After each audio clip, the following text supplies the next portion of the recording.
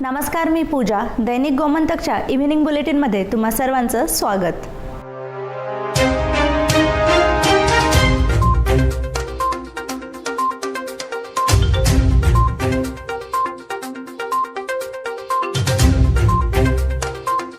राज्यपाल PS श्रीधरन यांच्या दिल्ली दौऱ्यात गोव्यासंदर्भातील निवडणूक अहवाल सादर केल्यानंतर काल मुख्यमंत्री प्रमोद सावंत यांनी गांधीनगर गाठले. त्यानंतर आज सकाळी मुख्यमंत्री डॉक्टर प्रमोद सावंत यांनी महाराष्ट्राचे माजी मुख्यमंत्री देवेंद्र फडणवीस यांच्या मुंबईतील निवासस्थानी गणपती बाप्पाचे आशीर्वाद घेतले. या भेटीमध्ये विधानसभा निवडणुकीची चर्चा झाली.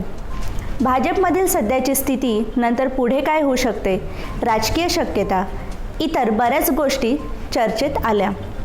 मुख्यमंत्र्यांची गुजरात दौऱ्यातील सर्वात महत्त्वाची बैठक निवडणूक प्रभारी आणि महाराष्ट्राचे माजी मुख्यमंत्री देवेंद्र फडणवीस यांच्याशी झाली.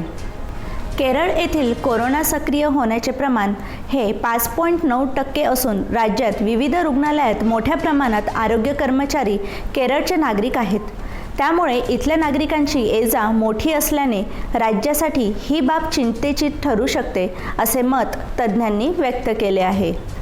शिवसेनेचे राज्य प्रभारी खासदार संजय राऊत यांनी शिवसेना गोव्यात 20 जागा लढवणार असे जाहीर केल्यानंतर 24 तासात त्यात 5 जागांची वाढ होऊन शिवसेनेने आता 25 जागा लढवण्याचे ठरवले आहे.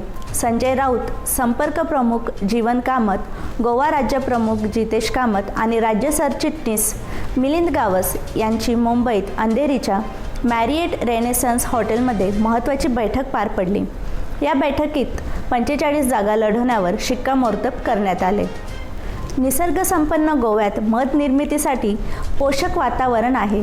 त्यासाठी इथल्या शेतकऱ्यांनी आधुनिक पद्धतीने मधमाशी पालन करून उत्तम दर्जाचे गोवा ब्रँड मध निर्माण करून रोजगार निर्मिती करावी.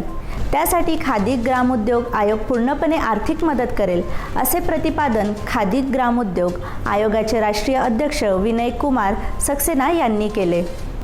निसर्गाने ओंजळ भरून आविष्कार केलेल्या चोरला घाटातील निसर्गाला बहर आला आहे. हिरवीगार धुलई असलेल्या नयनरम्य डोंगरदऱ्या आणि फेसाळते धबधबे पाहण्यासाठी पर्यटकांची गर्दी होत आहे.